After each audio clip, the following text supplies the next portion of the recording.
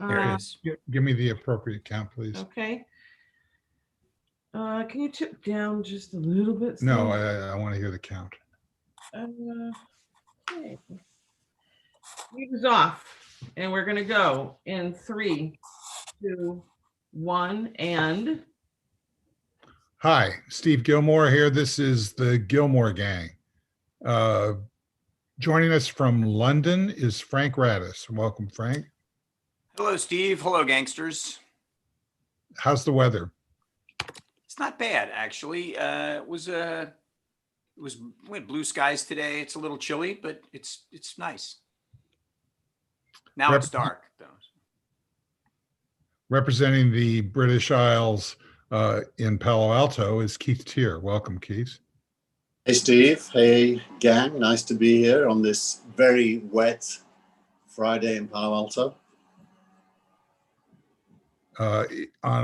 What's the weather like in Massachusetts, Dennis?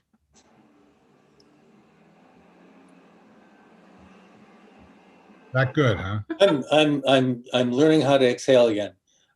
It's in the mid 40s. It's kind of nice for New England. That's Dennis Pombriant. That would be me. And rounding out the coasts, the Pacific Northwest is Michael Markman. Welcome, Michael. Glad to be here. And our weather, by the way, is partially sunny, partially cloudy. And can you tap that mic? Pardon me? Just tap the mic a little bit. Tap the mic? Yeah. I don't know where the mic is. old reference. Old reference to previous shows and different backgrounds. That. Mike's not with us today. Dave's not here, man. Yeah.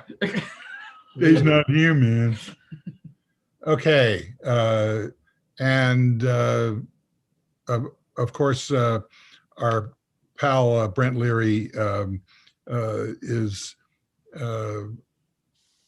we have multiple condolences for the loss of his mother, and he's hopefully will be coming back to the show shortly.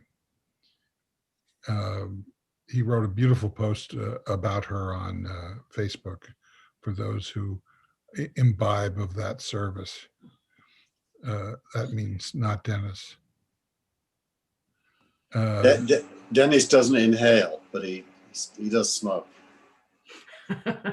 This is in the pre-show. Secondhand smoke. I don't do Facebook anymore. I don't do Twitter. I'm a happy guy. Why don't you do Twitter anymore? I thought they were enabling Trump, and I didn't want to be part of it. But now that he's off? Nah. Did you cancel your cell phone plan as well? Because he has a cell phone. Yes, TVs too. I'm being facetious. As far as I'm concerned, losing social media is like being deprived of rutabaga. Well, rutabaga is not terrible. Good rutabaga, maybe, but you could be deprived of it and not miss it. And not really, yeah. After it's Frank, like cat. It's after rutabaga, what is the least favorite substance that you don't like? Marmite. Marmite. Vegemite. What is Vegemite? It's worse than Marmite. I don't know what either of them are. Good. You don't want to. Yeah. Don't go and discover it. I have a friend of mine who loves Marmite on toast every single morning. Every time I go stay with him, he tries to get me to eat some of it. I won't go near it. My wife eats it. It's got a lot of B vitamins. It is actually slightly cooked yeast from the brewing process. Thank you. An actual fact at 10:02.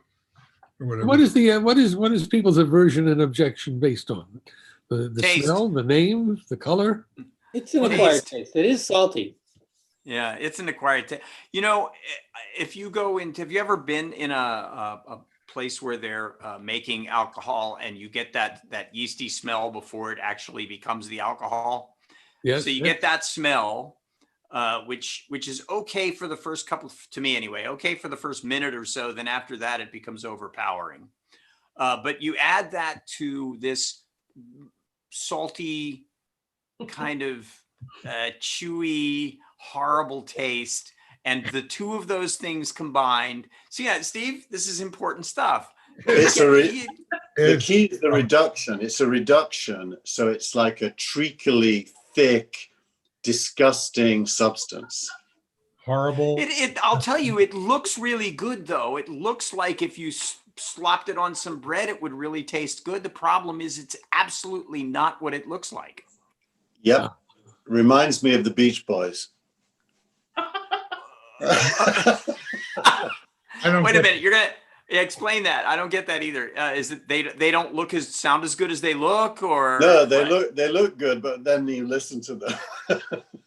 You're kidding me. I don't know. right? I heard the Beach Boys. I heard them at a Grammy show live, and they were incredible. I actually was not a big Beach Boys fan back in the '60s when they were playing. I just didn't like surf music, but they were unbelievably good. It blew me away. So I was a complete convert and started listening to, their I guess one of their last albums. What was Pet very Sounds. complicated. Yeah, incredibly complicated music if you really listen to it. Yeah. You've got to be American to like them. You can't. You think? I don't I know. think so. Well, they were Southern California, highly testosterone laden. Their songs were about girls, Cars. and cars, and one or two other things, but mostly girls and cars. And it would seem to me, they appealed to me. I would imagine they appealed to a big cross section of the world. It was, yeah, they sang about having Good more- vibrations. Good They- vibrations. Hey, Keith, are you able to send out a watch party? Because I'm not. I did. I actually sent one out. For some reason, I'm not. I don't see the option for watch party coming up here. That's all right. You, Because as long you as have to do it if you start a new post as if you're going to post to Facebook. Then there's those three dots. If you click on those three dots, they've buried watch party inside there. Why did they do that? All right. So, guys, I have a question. If you don't mind, Steve, it's not about music or the Beach Boys or Marmite. Paying for nothing. So go on. So, as I've mentioned before, I sometimes use Quora just to see if there's stuff that is worth having a chat about when we do the show. There's And today, a waste of time. well, today I asked. Or the endless, bottomless pit. Yes, it is, but I did have a good question, and it received a whole lot of answers that weren't unexpected. But it was should Cruz and Hawley be either expelled from the Senate or censured, or what could happen to them? And I of course got the cross section of absolutely nothing. They did nothing wrong. They were absolutely perfect. They should be drawn and quartered. I just am curious what the gang thinks about that. Good question. Well, we'll see about whether it's a good question. But what's the answer? Yeah. We'll see Yes, about we it. will. Michael. Okay. Are we done? Is that it? No, it's just Let's see what that is. the Mike Hammer singers provided backing vocals on which Beatles song? All You Need Is Love, I Am the Walrus, Yellow Submarine, Hey Jude. Yellow Submarine. Hey Jude. Maxwell Silverhammer an option? No. Other one. Ha! That would have been a good one. What was the first one? What's the first choice, Steve? You're all losers. The correct answer is I Am the Walrus. Okay. Cuckoo Kajou. Well, Buh. I just figured that Hey Jude had the biggest chorus, so everybody came into the studio to sing on that. So I figured, If Sergeant Pepper's Lonely Hearts Club Band was a choice, I would have chosen that for the same reason. Have you seen that documentary, the new documentary that about? The clips. Yeah, that's fabulous. Looks really good. Yeah, I saw a comparison, an A and B of that footage, or at least one scene of it, with the original Let It Be footage. And it looks like the old footage. First of all, it was a very small aspect of the show. Yeah, And- not 16:9. Yeah, no, not even Yeah. close. And of course, the sound has been enormously improved. It was like looking at the old version looked like it was shot through a gauze. I mean, it looked terrible. Yeah. And the new version looks pretty good. I saw the My guess chase. is it was old 16mm footage that probably had deteriorated, because I saw a bunch of the shots of the 56,000 feet of film apparently that they had, and but deteriorated film can be renewed somewhat, and so. But I bet you that's what it was. Anyway, sorry, Keith. Go ahead. also, No, I was just going to say I saw the Shea Stadium concert 4K version where they've restored it to 4K, and it is really unbelievable what they can do now to take an old film-based medium and turn it into a high-quality digital medium. Well, Peter Jackson, didn't he do that with footage from World War One? yes, it's an amazing, I did. amazing film. Have you seen it? Oh, wow. Yeah. What is it called, Michael? Is that the 1917 movie? No, it's not the 1917 movie. My memory fails. Google will help me. It's real footage. It's old black and white, jerky, grainy, horrible footage from World War One that he colorized. They Shall and Not then- Grow Old is the name of it. Yeah, unbelievable. So he did a number of remarkable things. For one thing, there's with old hand crank films, there's no steady tempo. Keith, No hang on one steady- second. Keith, Yeah. can you mute, please? Because your AGC is going in and out. Okay. Until that thing goes by. He did a few technical things. One is he interpolated frames. In a lot of the old films, they're cranked at a much lower frame rate than talking films, and usually when they're projected, everybody looks like they're racing and running in a bizarre way, and that's because we're projecting them at a higher frame rate than they were shot at. So he actually interpolated the missing frames instead of just pausing. Sometimes people slow down old footage by repeating frames. He interpolated them. The other thing that's amazing that he did was to get lip readers, forensic lip readers, to figure out what the guys on screen were saying. So all of the speech that you hear is recreated in their authentic accents and their words. And the final amazing thing was that he discovered a trove of interviews that had been done at the BBC from survivors of World War I, reminiscing about their memory. So the soundtrack is all authentic narration from people who participated in the war. And the sounds and the Foley, the recreation of the sounds of people marching, of tanks rolling, of shells going off, is done the way you would do a modern film. Yeah. And it all comes to life in the most compelling way. Yeah, and I imagine that a lot of what he learned from doing that, or he applied to that to the Beatles movie and not the recreation, but the restoration of the old footage. It certainly wouldn't need what the World War I footage needed. I mean, you're right that footage was probably shot at 16 or 18 frames per second. Modern sound after that was at 24 frames per second, and then it went up to 30 frames per second. And now when he shoots a film and uses film, he's shooting at 120 frames per second for sync sound. So that, and for the MOS stuff. And it just makes for a higher quality film in its when it's played back.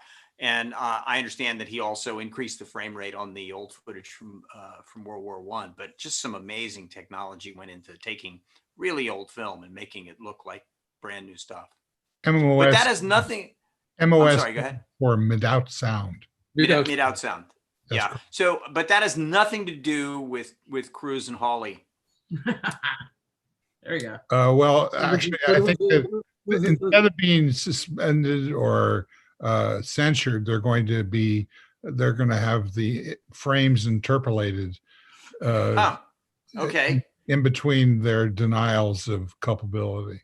There you go. That's how you kind of turn that corner without actually turning the corner, which is, I just read an interesting item that a friend of mine just posted about when the Trumps left the White House. Before they left, they fired the ushers so that when Biden moved in, there was no one to help. Yes, that scene was really incredible. They go up to the front door of the White House, and they stand there for a couple, maybe 30 seconds, waiting for somebody to come out and open the door. That And explains it. eventually they just opened it themselves, because the tradition is that the outgoing, and I love that word, president opens the door and welcomes them. Open the door. But he wasn't there. He was in Mar-a-Lago. Yes, Mar-a-Lago. Doesn't it feel kind of strange to talk about that guy at this point? Oh, it does. I'm very reluctant to. Yeah, I get it. I made a promise on my newsletter that I would never have an all 45 newsletter again, ever, period, the end. That's it. Although But that doesn't. I hope he doesn't quite go into the memory hole, because there's still a lot of cleanup to be done, and a record needs to be made. I just don't want to listen to it.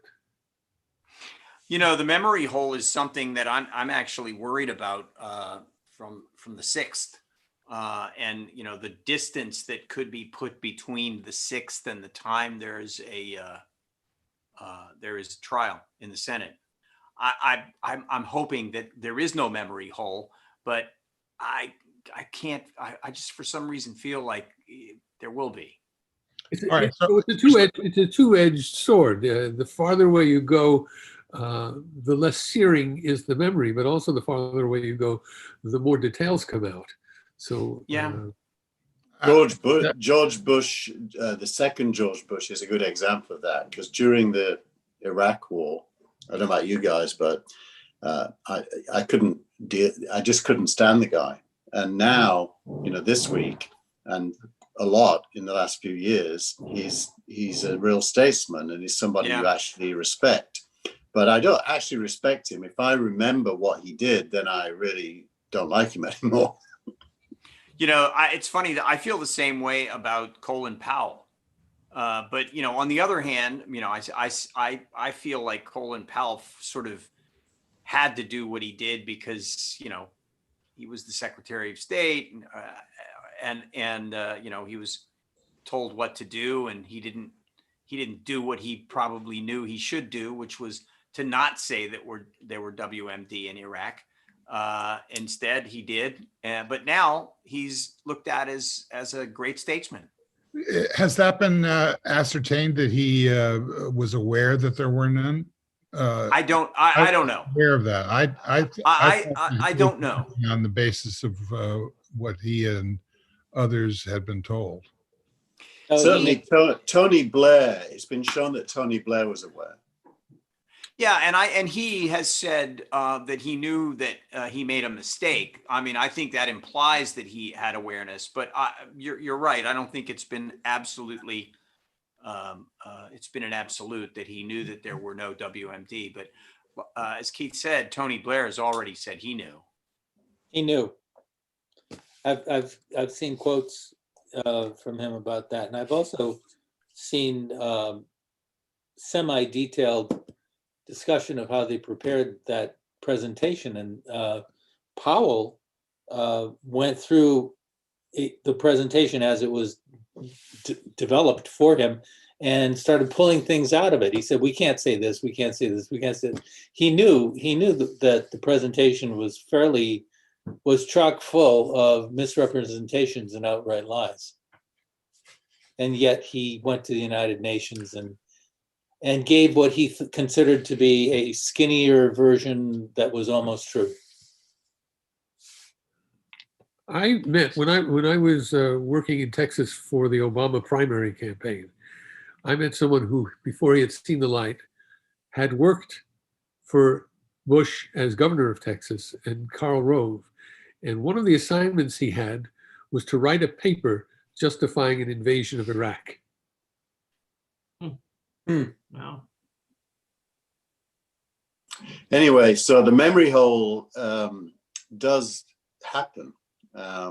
You do end up, unless you remind yourself, you end up looking at people and forgetting what they did. Yeah, but Keith, we have video. Well, We have video yeah. of January 6th. Not only that, but not all of the video has been released. Every day or two, you get some new wrinkle in the video, some new shots of perpetrators doing bizarre, bad things, and identified later as you know, living in this state or that state or whatever. There's a real trove of information that the public has not been treated to yet, and which will come out, I think, in the trial. It's not going to be pretty. And part of the trove of information that comes out has to do with the arrests and court appearances of what is it up to now? 300 people that have been arrested. Yeah. You know, that is going to keep hammering us.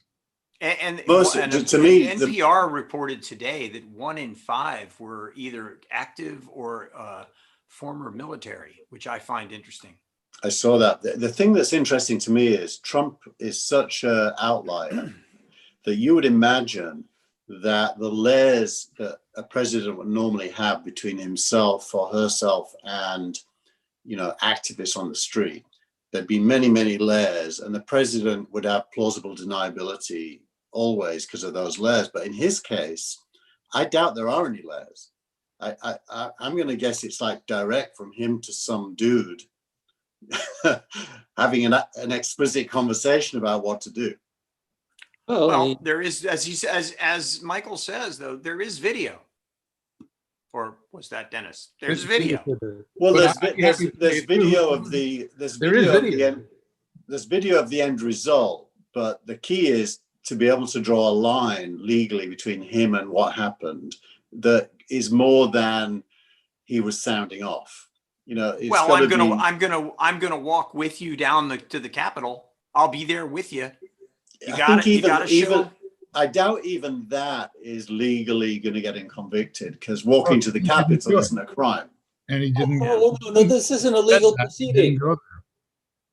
That's right. This is not a legal proceeding. This is a political proceeding. Not only that, we've got months of tweets and other pronouncements by Donald Trump inviting people to come to DC. It will be wild was one tweet. There's a lot of evidence that puts Trump in the theater with a bomb. So I would say, Dennis, that you're right. It's political, and there is enough evidence that if it was a Russian or Chinese show trial, they'd convict. But you know, because it's political, it's kind of a show trial, even if you approve of it. Exactly. We saw that last time. Yeah, I agree. Last time we did. You still might. What do you need? 16 senators to 57. 7? That's it. 17. 17. It's 50 Democrats plus 17 will get you up to 67. Which what do you guys think? I mean, it seems All right. too high a number for me. I can't see it happening. Okay, so that's the poll, starting with Keith. Yes or no? Is it going to happen? I don't think they get 17 Republicans. Okay, Frank. I don't think they'll get 17 Republicans either. Okay, Dennis. I'm on a hot streak. I say yes. I say yes because I think they would all like to make sure that Trump doesn't run in 24. And Michael. I'm kind of on the bubble about it. It's a hard get, but I think it might be doable. Depends on how much the Republicans want to be rid of Trump. Yeah. Do you see what happened to, gosh, I'm blanking on her name, in the House, who voted for the impeachment, the Republican woman, Cheney. Okay. Oh, Liz Cheney. Liz Cheney, have you seen that the base has already put up a candidate to remove her from her position? Yes. So what? She's got plenty of time. It kind of comes back to the Hawley question. It's a good moment. It's really, the question really is, will the Republican Party become Cruz and Hawley's party, or will it become Cheney's party? Well, There you go. That's it. You brought it right back around to the important question. that's a very good question. And Or will it split? I think that's the other option. the thing you got to keep in mind is that if it becomes Cruz and Hawley's party, the Republicans won't win another election for a long time. Yeah. Oh, well, I said yes because I want it to be true, but now my brain kicks in. The gap between the two sides is quite thin. It's 5 or 6 million votes. Yeah, but I think the way to think about it is where do the more sensible Republicans go? Do they go with the base? Probably not. They go to the Democrats. You could see a swelling of the Democratic ranks. You might be being over optimistic about the human spirit amongst Republicans there. What are you saying? They're not human?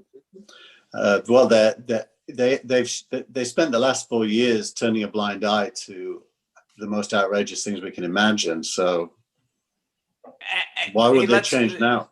We're talking about. Let's not forget somebody wanted to bring a handgun onto the floor of the just yesterday, I think it was, and walked around the metal detector to do that. I mean, that's just plain insanity.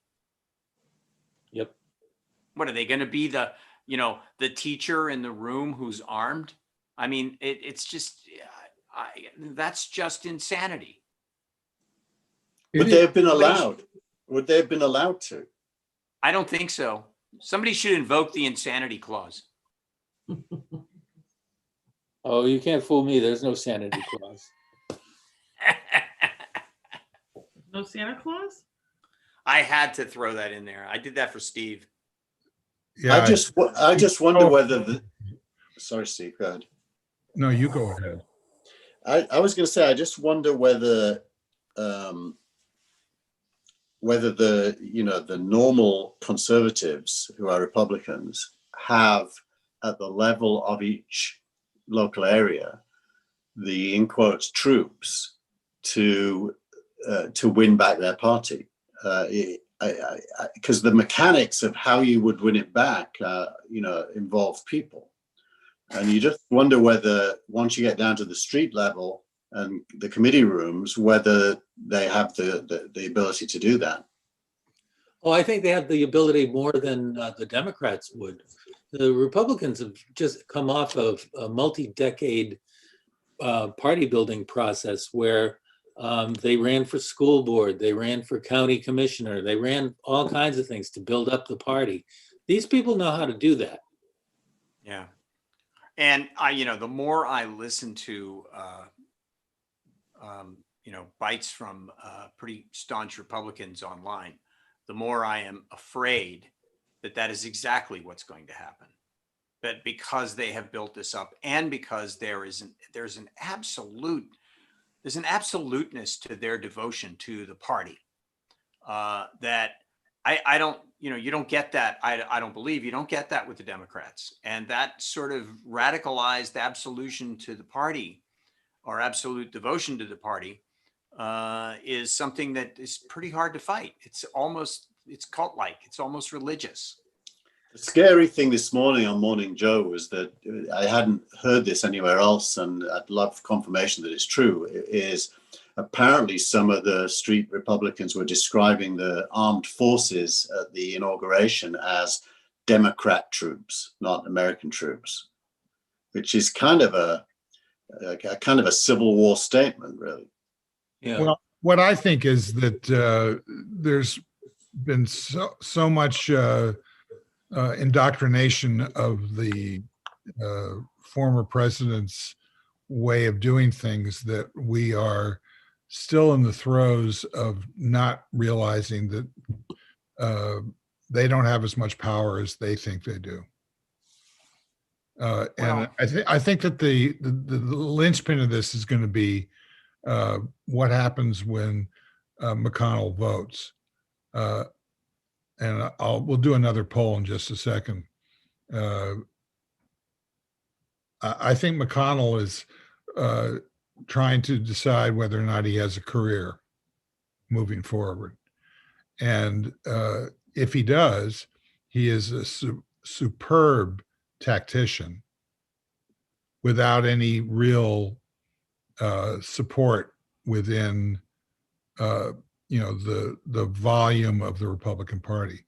So I think that he will decide he will avoid conviction vote. What does everybody else think? Let's get the poll first. So what is the Repeat question? the question? Is he going to vote for conviction or not? Yes or no? Will McConnell vote for conviction? Correct.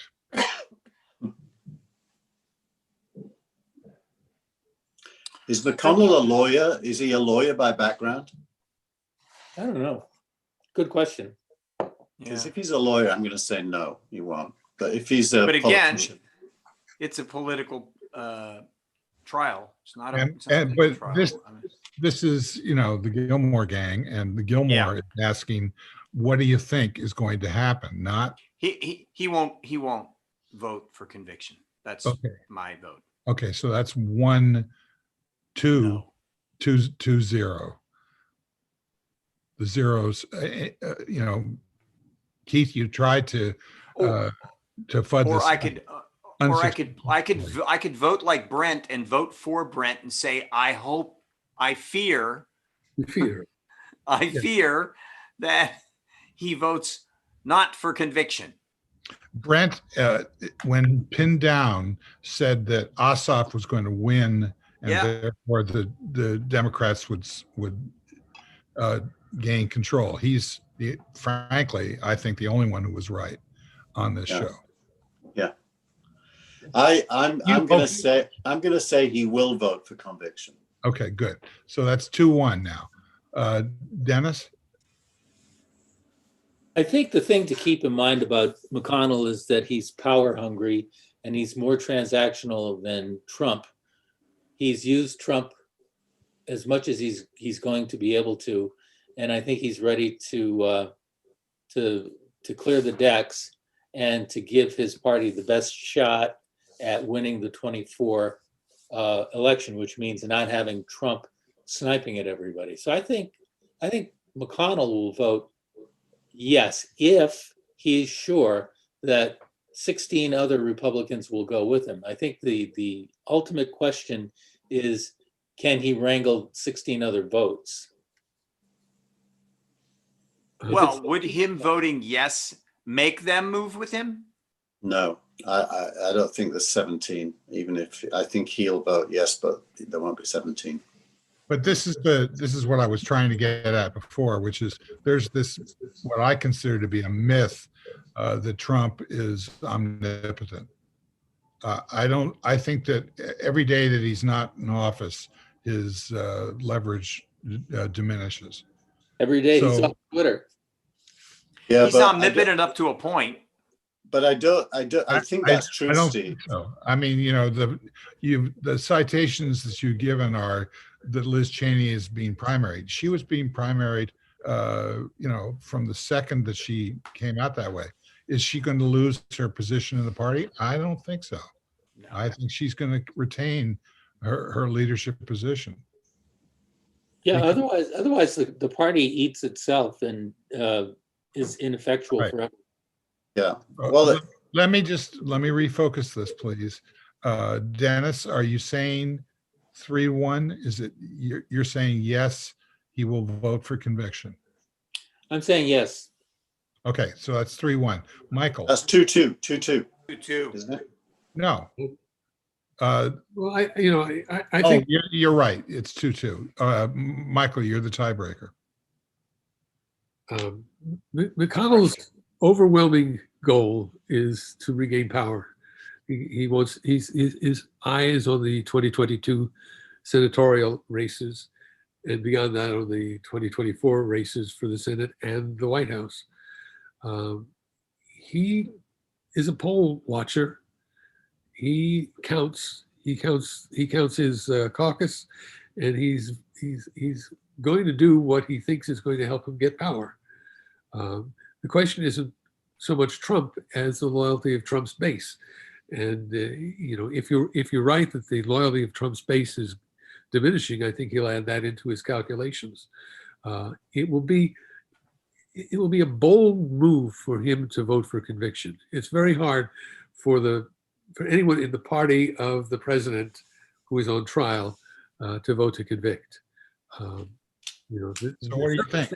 In this particular case, make it easier than ever.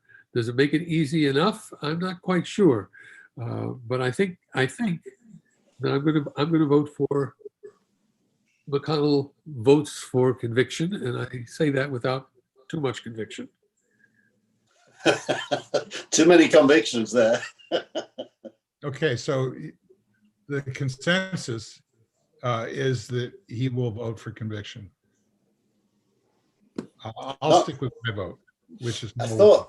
thought Michael tipped it the other way, made it 3-2. Oh, What? Michael said he'd convict. Yeah. Therefore, Oh, People who are saying yes, he will vote for conviction, raise your hand. okay. 1, 2, 3. People saying that he won't, Nope. raise your hand. CNN is reporting now that Republicans are quietly lobbying McConnell to vote to convict. That's an interesting story. Don't know how if you many. read the story, if you read the story, there's a lot of people who don't want to be quoted, and Yeah. there's the group and there's that group.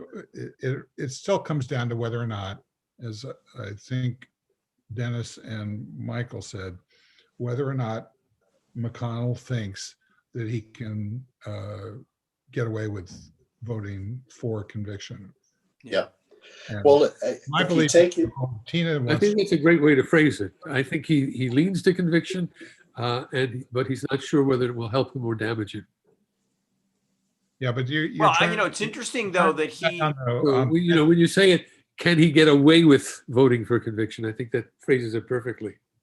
Well, do you think that his holding off until February plays into I think it was Keith earlier who said, as part of the memory hole, there is the other side of the memory hole is the longer it takes, the more stuff will come out. Do you think that's part of his calculus? if there is stuff to come out, I mean, that's really an investigative challenge. It's whether you can find it and whether it does come out. But I think this discussion really is about whether the rump of the Republican Party are the Trumpists or whether the rump of the Republican Party are the McConnellists. When this fight happens, which it probably already is, there'll be a rump, and what survives as the larger group will either be from the Trumpist side or from the McConnell side. And I definitely don't know who has the upper hand there. But somebody in the Republican Party has enough knowledge that if you said to them, you know, what is the balance of power in Atlanta, 3rd district, they'd know. They'd know every single district, and they'd know what the ground war would have to be to win. I have no clue, but my worst fear is that the Trumpists would win the ground war, and the Republican Party rump would become the Joe Scarboroughs. Well, there's one other thing to consider, or there are a lot of things to consider, but to go to the next concentric circle, a lot of deep-pocketed donors have backed away from PACs and super PACs that support the Republican Party. And they don't have a vote in the Senate, but they do. And we should be looking at reading tea leaves from them as we can. Yeah, but the Tea Party. Sorry, go ahead. Yeah. I think that what Dennis is saying leads to what actually will happen, which is they will not vote to convict. The Senate will not vote to convict. If you work backwards from that, McConnell will not vote to convict. He will use some sort of, excuse to basically say he did all these bad things, but it's not sufficient for conviction and removal. Among other reasons, is he's already gone. The That's already gone theory is something that Republicans are trying to coalesce around. Right. It's a way of avoiding the answer. But it's kind of weak. Going to what Dennis just said, once they've done that, then the question is, have they damaged him enough to remove him as a candidate? And that's a separate question. I don't think they can damage him enough. He's like a werewolf. The only way you're going to get rid of him is to drive a stake through his heart. Metaphor. No. That's a vampire. Metaphorically. Metaphorically. And just for the record, we are not recommending that course of action to anybody out there. No. Because But that John Maloney finds out when he does the comedy routine on Saturday Night Live, not mentioning Trump, the Secret Service still gives him a call. So George Lopez today was talking about how he had done something not too dissimilar and received a personal invitation by the Secret Service to have a meeting at his house. So, Frank, you have to go in about 10 minutes. Yeah. Okay, so let's. Yes, I just saw that.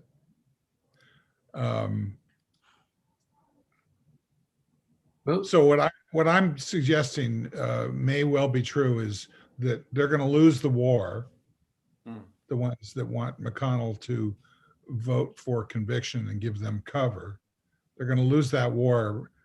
They're going to lose that battle, but they're going to win the war, which is maybe the 14th Amendment. There's going to be some vote that suggests that for whatever reasons, Trump as an individual is being neutered. Well, don't forget, there's also the Justice Department and indictments. I said earlier, the whole Senate thing is a political process. It does not prevent or preclude the Justice Department from taking him into court and charging him with sedition. And that's a whole different kettle of fish. That's a felony. If he's convicted, many of the same penalties apply. As a felon, he wouldn't be able to run for any office. He might still receive his pension, but I don't care. Yeah. I think the key is whether the Republican Party can have a credible candidate to stand against. Let's just imagine it would be Kamala Harris, and you know, Trump, I don't think Trump will be a credible candidate 4 years from now. Yeah, but So Ted if he Cruz might stands, be. he'll lose. I Ted don't think Cruz so might either. be. I mean, it's remarkable to think about what Trump's image and brand was 4 years ago. It was a lie. It was a false projection, but it was successful businessman. It was rich beyond the dreams of avarice. And now he doesn't have that anymore. He's a failure. We see that his business wasn't. You know, he's not running. He's not running off the reality TV show that was projected on The Apprentice. He's running off his 4 years in the presidency, and Yeah. And to Dennis's point, it's only going to get worse. The next Mm. 2 or 3 years, there's going to be a lot of stuff will happen to him.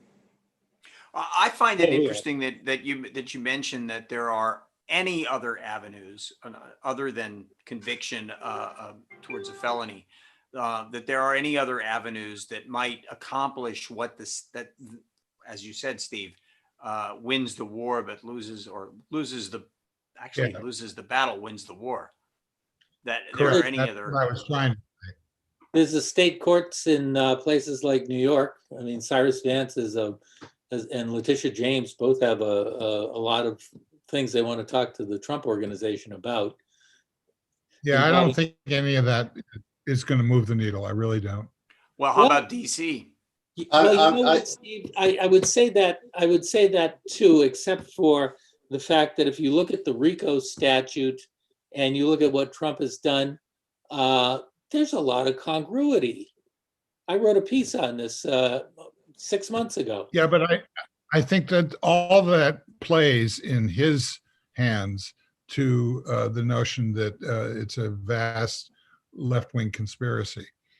Yeah, but I think that the strength that that Biden has right now is to stay out of it Yeah. as long as possible. Yeah. And then, as I've said before, I think that he'll pardon him. He's certainly done that all along and done a good job of it. If he rope-a-dope. pardons him, there's an implicit recognition of pardonable acts. Well, there's nothing, there shouldn't be anything implicit about it. He should plead the thing out. Well, this is where politics and due process are kind of two different worlds. In the world of politics, speaking for myself personally, you know, you want everything bad to happen to him that possibly could. In the world of due process, you have to prove that he broke the law, and that's a lot harder, obviously, than believing he broke the law. That's funny. I think exactly the opposite. imagine the other way. imagine this fantasy scenario. The Justice Department draws up a detailed indictment of Trump, a great talking indictment. And then Biden offers him a pardon for everything that's in that indictment. Yeah. Is essentially asking him to confess to everything. Yeah, and he probably won't take the bait, but I mean, it's effectively, different does from take what the Ford bait. did, where he just issued a blanket pardon for anything that Nixon might have done. Imagine that Biden pardoned him for this laundry list of crimes.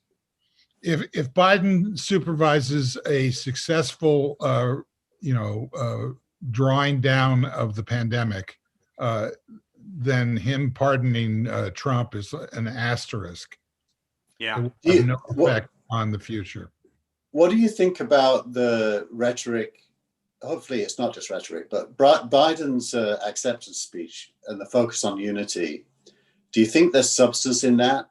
Is that partly why you think he might do this, that he's really going to try to create a kind of a middle in politics that marginalizes the Trumpists? I think he totally believes that, Keith. But yesterday there were reports that that McConnell had already said that Biden had made too many mistakes. We're 2 days into his presidency, and he's already saying that Biden has made too many mistakes. So his reaching out for unity, I think, is exactly what he wants, but he's not going to get it. I mean, look at the rhetoric for unity, and then look at the details of the agenda that he put forward. It's not a moderate agenda. It's a very bold agenda, and it is answering a great deal of what the left has been asking for. Yeah, it's very bold. Have actual real press conferences. Wow.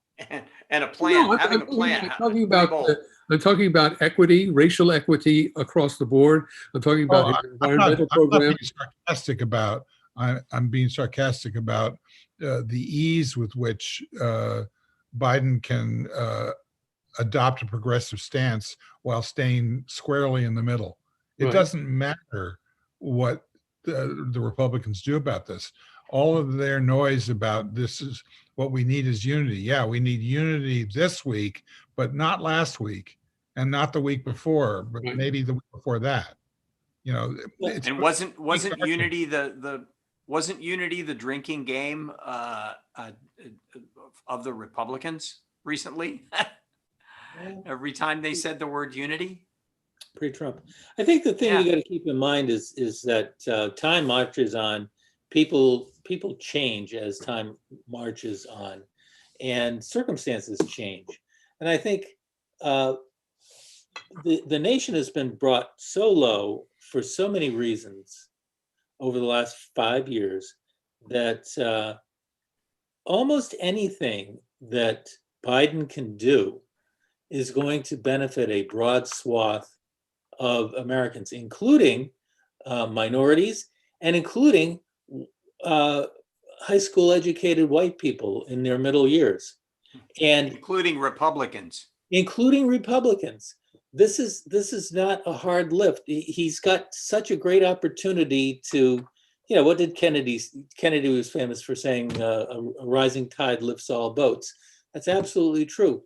And as a consequence of that, it will, I think, lead to the softening of opinion in the base, the Republican base of get off my lawn, old white guys. okay. So Frank has to jump. So Frank, last thoughts. Time memorial. That's all I have to say. I don't know what that means. That was a Firesign Theater line. Since time memorial. Anyway, I have nothing else to say. I think we've covered everything that I wanted to talk about, except for whether or not we thought that Cruz and Hawley were either going to be censured or expelled. Oh, Never so- got an answer to that. Let's Yeah, do that what's as your a answer? poll. No, okay. Expelled requires a 2/3 vote. Censure, I think, can Yeah. be more the majority. So Yeah. Censure means expelling what? is a very hard target to reach. And censure is nonsense. Who cares? I don't think anything's going to happen because,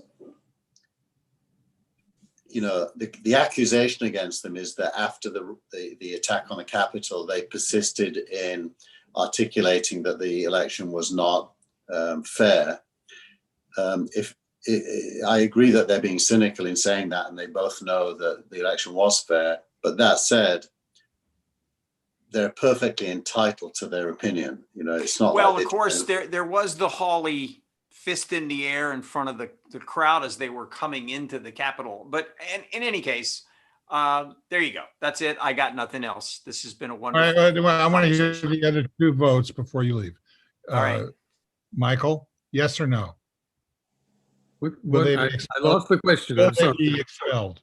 Will they Will they be be expelled? No, they're not going to be expelled. Okay, Dennis? Expelled, no. Censured, maybe. I think the thing to keep in mind is that both Texas and Missouri are trending purple, and unfortunately, it's a 6-year election cycle for senators. But I don't see either one of them being able to run for president in 24, and I think they could easily be wiped out in. I think they cancel each other out. So whatever's going to happen, it's going to be the both of them, and what's going to happen is nothing. Thanks, Frank. See you guys. Thank you a lot. I'll see you Bye, next Frank. Friday. Great. Take care. Bye. Okay, now what do I want to talk about? Frank, let's talk about Frank. talking about the context made me think about me and my 18-year-old son. And for the last 2 years, it's been a typical Oedipus complex relationship between me and him. And I thought for the longest time that if I just fought him, I could defeat him and he'd give in and become who I wanted him to be. And of course, the opposite is what happened. The more I fought him, the more he stubbornly became who he wanted to be. And I think that's, human. And I think that pertains to the Republican Party and Biden's unity talk. I think if we hate on the Trumpists, they'll become more Trumpist. If we try to do some good things that impact people's lives and focus on that, they might join the parade. I agree with that. I think the key is going to be testing for the mutations. One of the announcements that Biden made yesterday was they're going to actually do the testing. Yeah. And the only way that this pandemic is going to be brought into some sense of control is going to be if they can identify mutation hotspots. Like, you were just in South Africa, so you're a hotspot, but I can talk with you on TV. I'm hot. I don't know if I'm a spot. I think you're bragging. So I think it's a hopeful brag, Dennis. Dennis, Yeah, what? I interrupted you. You said you were about to say something. Maybe not. Yeah, I was, but it's gone. Okay. Michael, any last thoughts? I've had the best night's sleep that I've had in 4 years. Yeah. Talking about South Africa, the one thing I'll tell you is getting there and getting back was a series of negative test hurdles at every border, with the sole exception of when I came back here. And even though I'm coming from South Africa and it was already known there was a variant, at San Francisco airport, we didn't even get asked a question. Really? Wow. Yeah. Wow. Well, that was one of the, I think that if their screening processes as defined by the announcements over the last 2 days. Yeah, it's going to change. Yeah. No, it's going to be more like the rest of the world. Right. Yeah. And we see that, China is now having some resurgent issues. This is not going to go away, but on the other hand, they have the ability to be able to, redevelop their economy within in the gaps between surges. The Chinese GDP grew not quite 3%, whereas everyone else's declined significantly. So they've clearly done something right. Yeah. Can I just also say that I think our vaccine strategy is extremely flawed for a couple of reasons.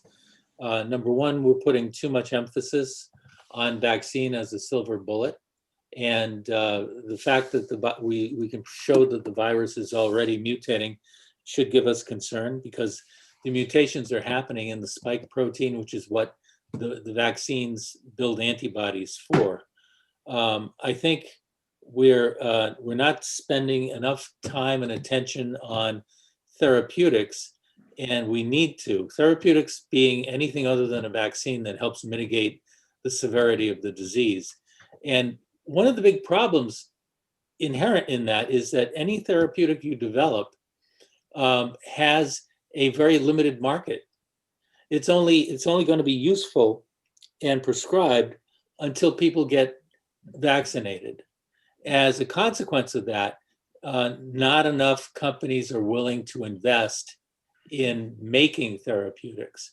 So I think we need a government program where the government puts up some money, just like they put up money for vaccine development, to develop more robust therapeutics. The other thing I would say is that because these vaccines are only active against the spike protein, they are single-threaded and very, very easily overwhelmed by mutation. We need, it's a little bit harder to do, but we need a whole virus vaccine. We need vaccines that develop antibodies not simply to the spike protein, but to anything else on the surface of the virus. And again, that's a thing that government should be investing in. Well, the indications are that the plus side of this equation that you're talking about is that at a minimum, the vaccines as they are currently posited, and given the spread of mutations at this point, they can overwhelm the hospitalization curve and also the death curve. So, from getting back to the political thing for a second, if Biden's task as what he's betting his presidency on is success against the virus, maybe the investment that you're talking about needing to be made by the administration will be cheap compared to the results of failing at solving the virus. I think you're right. We need what would normally, in other terms, be called a belts and braces solution. There is a section on therapeutics in the plan. I don't know if you've had a chance to read the plan yet. I've not. But well, they did announce there's a whole section for prioritizing therapeutics and establishing treatment discovery and development program. So it's not, they haven't ignored it, but it's clear that vaccine and PPE are the top priorities. How much money did they put towards therapeutics? I don't know if there's budget in the plan. The plan looks more like a talking plan. All right. So, Well, if they're thinking about therapeutics and they put money into it, that would be a really good thing. Well, that was his one of his talking points on his first day in office, was about bolstering therapeutics. So, I mean, I saw that. Yeah. Have you guys noticed there's been a couple of, and I don't want to feed any conspiracy theories here, so I'm going to caveat what I'm going to say with I believe in the vaccine, but there's been a couple of reports, one in Southern California, that the Moderna vaccine had some serious impact on a small number, but it led to the suspension of 330,000 vaccines because it was extreme enough. The reaction these people had to the vaccine was extreme enough for them to suspend using the rest, and that was the Moderna vaccine. And then somebody, and I've forgotten who, told me this week that the Pfizer vaccine in Denmark, they gave it to people in care homes first, and they had a very large number of deaths following the vaccine being given. Yeah, but the data does not yet, or if at all, support that was causal, that there was a relationship. Yeah, although it's kind of weird because it happened, there were so many so quickly that they... Yeah. With regard to the Moderna vaccine, there was a piece in the paper today saying that the hold of 300,000 vials was taken off. Okay. They'd done the math homework and said, no, this is okay. Obviously, there's always, I believe in taking the risk, but there's always a risk when you have to do something fast that you don't know everything about it. So, absolutely. Yeah. Do you remember the movie Jurassic Park and Jeff Goldblum's character? Yeah. He kept saying, you know, we don't know everything. There's going to be something here that blows up on us. And sure enough, that's what happened. Yeah, well, it's Hollywood. No. We don't know what it is, but it's a sequel. That's all they care about. Well, obviously, in recent history of our, even during our lives, there's been medical disasters caused by drugs that were initially thought to be very good. So this is not one of them, and I will be taking the vaccine. But you know, we definitely have to pay attention. Yeah. Okay, is that you? Are we wound down? I am. I am. Dennis? Oh, I could do this all day, but I think I hear a jackhammer behind or below Keith. Yeah, you do. I'll put my mute on. So Well, maybe oh, okay. I want to thank our producer and director, Tina Chase Gilmore. Thank you. Thank you. Nice Yeah. job, guys. I want to thank Keith here, but he can't thank me back. Oh, visual. Wow. I want to thank Michael Markman. I will thank you back. And I'll thank the people that haven't been here and hopefully will return. Brent Leary, thanks, Brent. And our thoughts are with you. And Frank Radis, he knows that our thoughts are with him. They always are. It's all about what he doesn't say. Just keep that in mind. And thanks to Dennis Pombriant.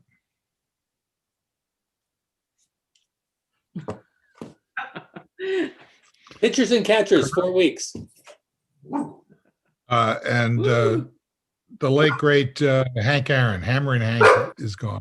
It's gone. He'll live forever. Track. Thanks to everybody who showed up, and especially those who didn't.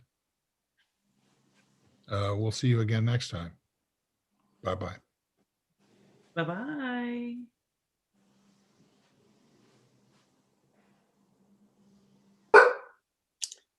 Track. Stop it. All right.